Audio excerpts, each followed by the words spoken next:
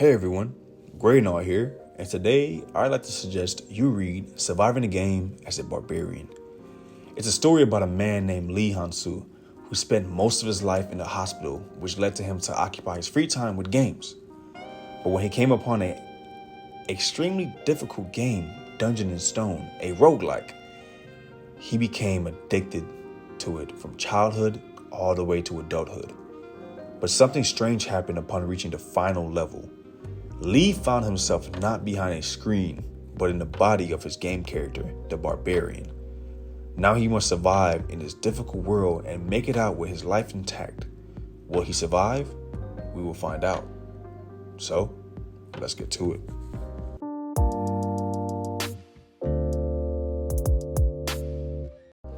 The Surviving the Game as a Barbarian story was an original web novel by the author Bjorn Yandel, consisting of 604 chapters, and later was adapted into a manhwa by the author Hansu Lee and illustrated by Midnight Studio, consisting of 152 chapters at this time.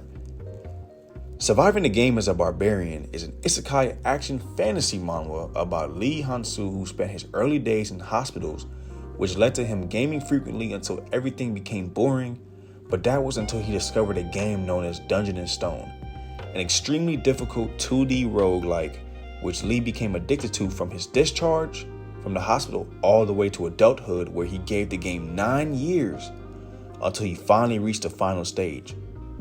The issue that arose is upon entering the final stage, he didn't come face to face with a final boss, but was transported right into the game as the barbarian character he selected for the current playthrough, but at the start with nothing except his knowledge of the game and his wit to keep him alive.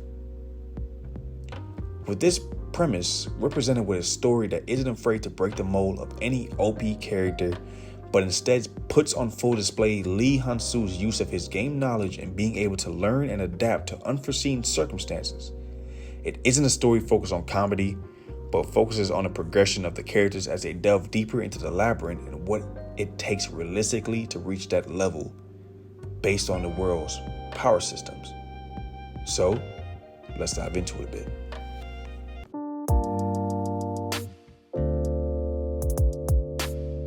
Our main character is Lee Hansu, who becomes the barbarian known as Jano's Sons Bjorn, a class known for their high physical power and defense. And their start begins with choosing a weapon to become a warrior before entering the labyrinth. Lee has to think fast.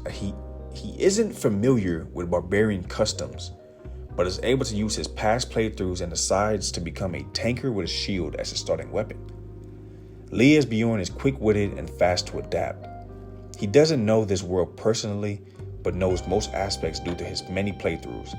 He's a very cautious man and prepares well, because dead here would mean his death permanently, and with himself now in the game, that's the last thing he wants. So with his life on the line, he will use all his research as a gamer and the many lessons learned in life or death situations to ensure he reaches the final level and beats the game to make it out alongside the allies he meets. For side characters, we have a good amount, but these almost count as main characters with their frequency in the story. First, we have Anar Fenelon, a female barbarian who entered that labyrinth alongside the others, including Lee, and they reconnect later on in the story. She takes great pride in her barbarian origin and teachings and will do whatever it takes to embrace those values. Once reunited, she learns lessons from experience and from Lee himself and becomes much more aware and stronger over time with his input. She's loyal to the barbarians and would never turn on Bjorn or her people. Next is Erwin Fornaci de Tercia, a fairy elf and Lee's first true companion who he saved from a dire predicament and excels at archery and possesses spirit magic. Erwin is another loyal ally who looks at Lee as her savior and potential love interest, but after their first exploration, Lee meets her older sister, and with the pre-existing tension between fairies and barbarians due to a prior war that has long ended, her sister begins to take her with her into the labyrinth, as it is tradition for the first time to be solo but not after.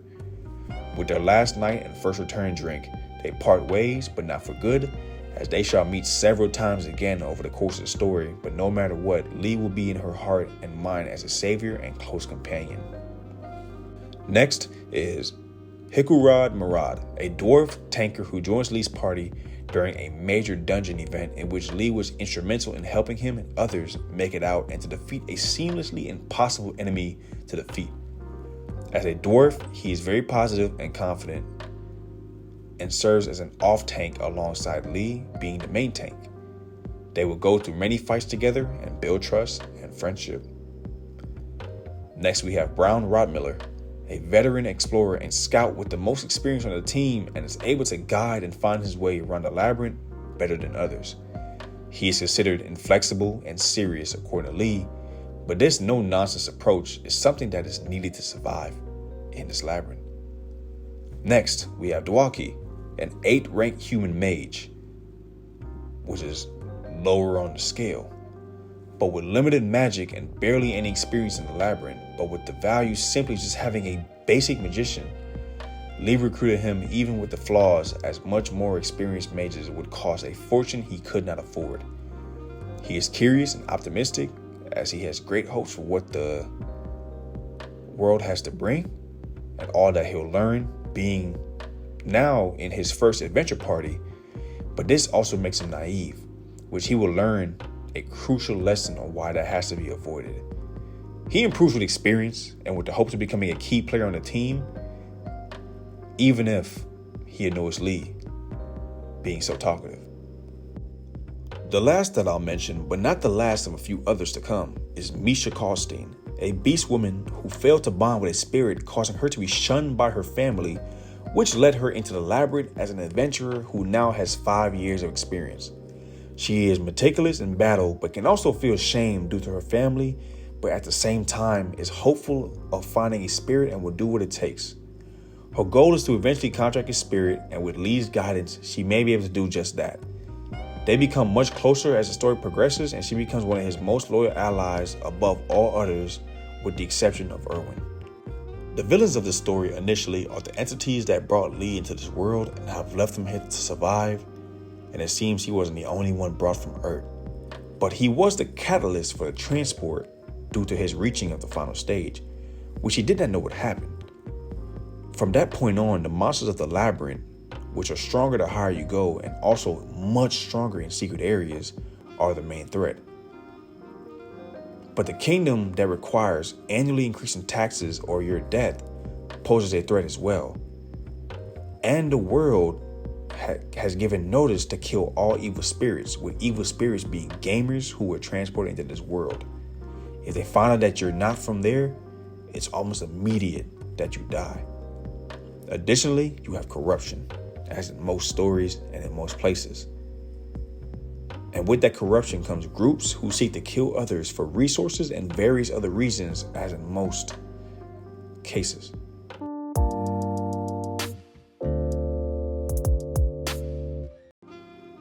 The story develops through Lee Hansu's eyes alongside his party members as they continuously explore the labyrinth, going through life and death together, building their bonds and synergy as a team no matter the situation. They acquire equipment and basic resources, but the most important item for power are essences, which allows any individual to acquire a unique power set that can make or break your progress and trajectory. But for the most part, it's better to have one or more versus none at all, or you will not survive.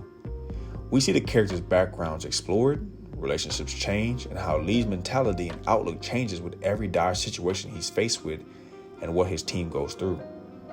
The world develops through changes in the labyrinth occurring, such as dungeon ruptures where much more difficult monsters have a chance to appear on lower floors, organizations attempting to achieve their own agendas and establish power. Then it's just the basic survival of the different races and tribes and how they adjust to a forever changing kingdom. But then you have the threat of execution by the kingdom if you don't pay your taxes, which increase every year, and a decrease in population for resource expenditure, as the current kingdom is supposedly the last bastion against the threat of the labyrinth and a potential break, releasing monsters threaten the world, and that's why they are the way they are.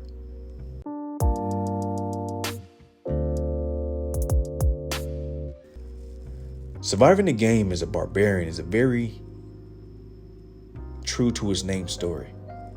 The main character is trying his best to survive in some hopeless situations with death looming over at many turns. But it isn't always doom and gloom. We see the MC acclimate to his new reality and learn the things he couldn't truly understand as a gamer behind the screen. I enjoy the art of the story, the overall direction of our main cast, the changes of the world, and the connections made by the MC in a space discovered later in the story. If I was placed into some of the games I've played, I'm not too sure how I would fare, but the MC learns some hard lessons early on that saves his life going forward in the story.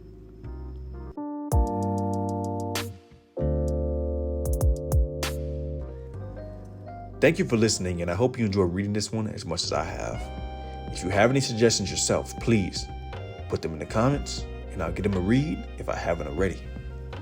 I'd like to add a note saying that one thing that you should always avoid in life is being naive. Being too naive is a sign of innocence, but after a while, we all lose that innocence as we learn many things about the world, society, and just about ourselves and others. Try not to be too naive. Keep your mind open, yes, but always stay aware of others' intentions for you, and just be a good person and treat others well. But at the same time, don't allow others to keep mistreating you. Do what you have to, but take care of yourself. With that being said, thank you once again, and safe travels.